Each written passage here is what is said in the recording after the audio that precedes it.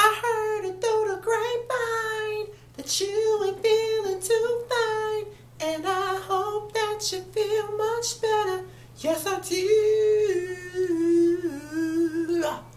What's up, y'all? This be your boy Sonic, and this is my review on R&B Divas Atlanta Season 2, Episode 7. I know this review is like 2 days late, but the day that the show came on, I went out to dinner with a friend, and then yesterday when I tried to do the video, my friends called me and was like, let's go to the pool, and it was hot as fuck here in Mississippi, so I said, let's do it. So I said, I just do the video on Friday. The My Testimony video that you just saw yesterday went in place of the R&B Divas video because I filmed my Testimony video about my grandparents on Sunday, which meant I did 2 videos Sunday, which was the My Testimony video that came out Thursday and my Real Housewives of New Jersey video. So, yes, I did 2 videos Sunday and all of that, so you know, it is what it is. So let's get into the video because I got somewhere else to be in a little bit. I got to go to one of my friends' plays, so let's get into it.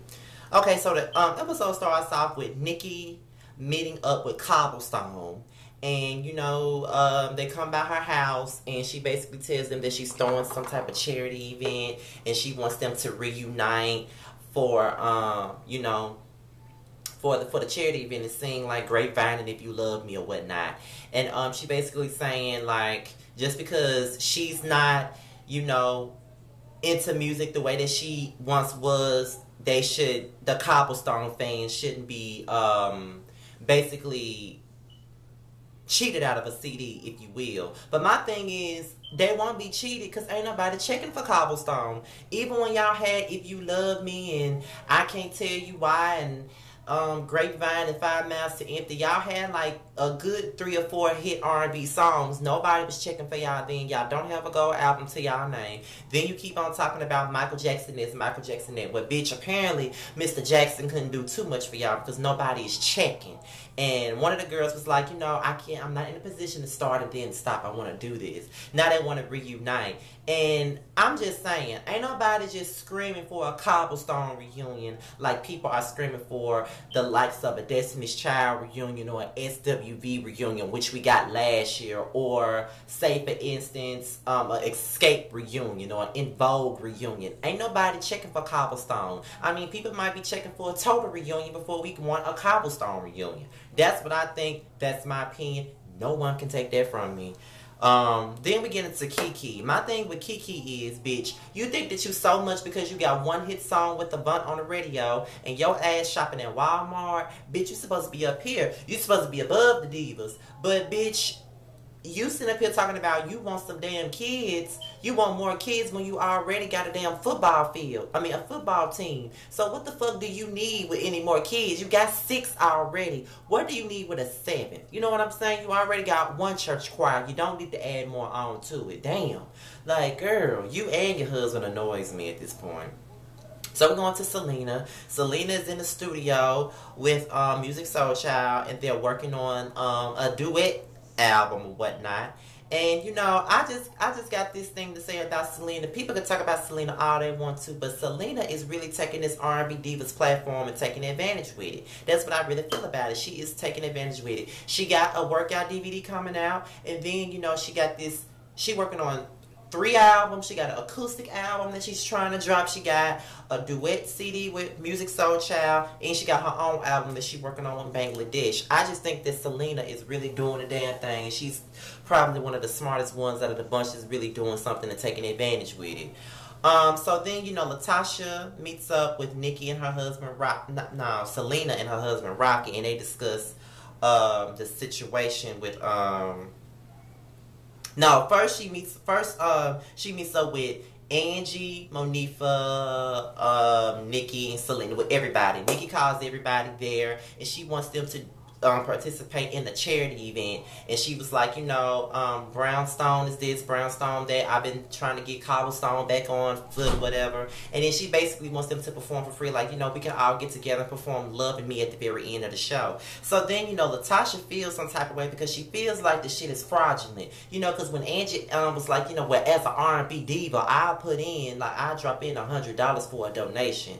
You know, this is a charity, right? And she was like, yeah, it's a charity, but, you know, it was pretty much certain and set in stone that the shit was fraudulent from the very beginning. Like, she didn't know what the fuck she was doing or what she was talking about. So, Welky, you ain't fooling no motherfucking body, bitch. You sitting up here trying to get these girls. You manipulating these motherfucking girls. You know what I'm saying? Talking about, oh, this is a charity event. Like, you just talked all this shit about a motherfucking R&B Divas tour and how you don't want it. But, yeah, you know that this is a charity event and it's hard for anybody to say no to a damn charity. So, you tried to take your manipulations and you wanted to use it on these girls. Bitch, you ain't shit. You a fraudulent asshole. And I'm so glad that Latasha Moon Pie Face ass is sitting up here clocking you on it. So, then Latasha and Rocky meet up with Selena and they basically throw shade at Nikki. She wants them to perform at a benefit in a venue that's like where you will hold a 7th grade prom at, and for the free. And you know, she's disguising it as a charity. They all sitting up here saying that it's fraudulent. Nick Welky is sitting up here acting like she's trying to get control over the situation. Like, you know, I tried to get y'all on tour, but y'all bitches is finna perform at my damn charity event. You know what I'm saying? It's not looking good on her part. She's just looking like, she's just looking fraudulent and more fraudulent as the show goes on, and she don't even realize it. But yeah, she wants to point the finger at Selena, but she doing even more underhanded bullshit. You know what I'm saying? So then we get into Welky. She's going to this choreographer in Atlanta, and she's talking about how Cobblestone is about to reunite and how they want to get some moves and be like Beyonce. Girl, don't nobody really want to see your ass dance. We barely want to see Cobblestone back on stage. So what the fuck you need to do is get up on that stage and just hold a damn microphone. I can't tell you why. No, Nikki, I can't tell you why. That's all you need to do. Stand up there and hold the mic. Because nobody want to see your free willy looking ass hopping across the stage. Sit down. So Selena talks to her mama about her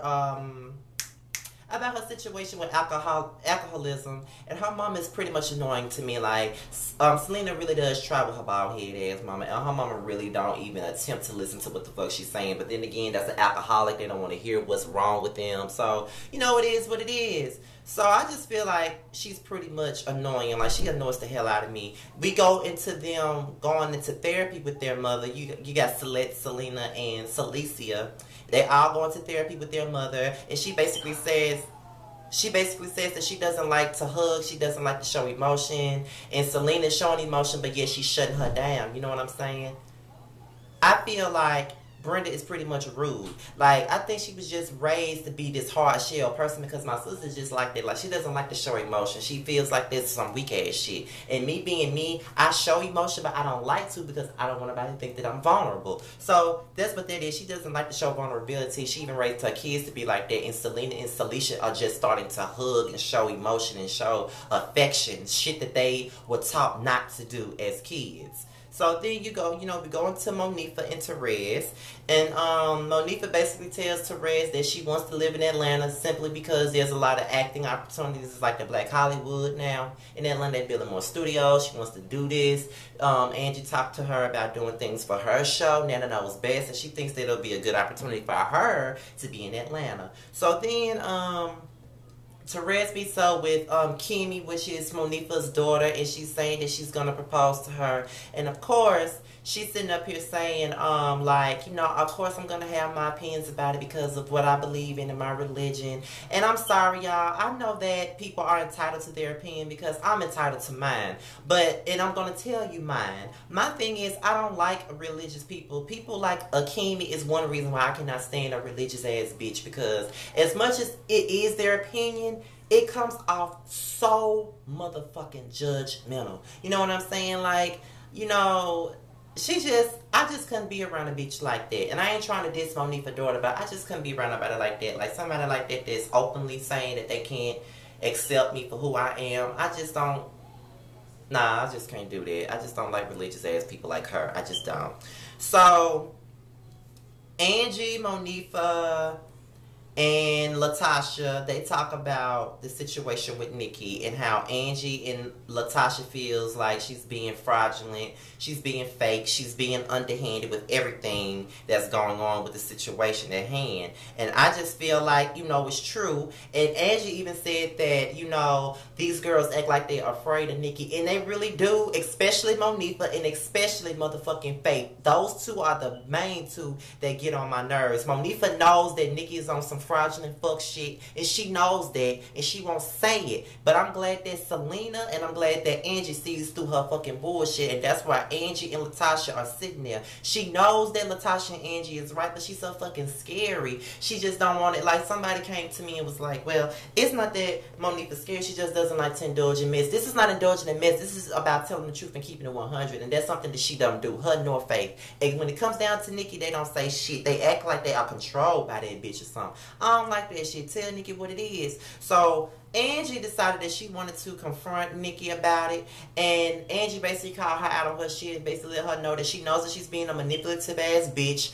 She tried to look up the charity, it wasn't there, and you know what I'm saying, Nikki want to get upset and want to get all mad, and then you know, she just couldn't take the fact that Angie was lighting it to her ass, and that's something that she was doing. Angie was giving it to her, and she could not fucking take it. And I don't give a fuck about her not being able to take it, because somebody need to let her know that she being a fraudulent ass bitch, and she need to stop doing that shit, because she's so quick to talk about Selena, and how Selena's the one that's ruining everything for everybody. But she's the one that's ruining everything for everybody, and she really need to have a motherfucking seat. People really need to call her out on her shit, and I'm so glad that Angie read her to pieces, and she walked out, and she gonna wait till Angie walk out to talk shit. Well, can you have a motherfucking seat, bitch? I can't stand your well-looking motherfucking ass. You really believe that somebody cares about you? You really, like, you sitting up here being manipulative as fuck. You never had any motherfucking intentions on doing no tour with Faith and the rest of those girls, because your whole intention of getting on this show was to bring back Cobblestone, like somebody's really checking for them to come back. Nobody cares about Cobblestone, bitch, but you. And those aren't even there's only one original member there with you. The other girl ain't never even recorded an album with y'all. So with that being said, fuck you and Cobblestone Welky, because don't nobody give a fuck. Because I know I don't. So with that being said, y'all, this is my R&B Divas review. I just want to send a special shout out to Gigs, E-Giggles. She is now going to appear on MTV2 with Lil Duval.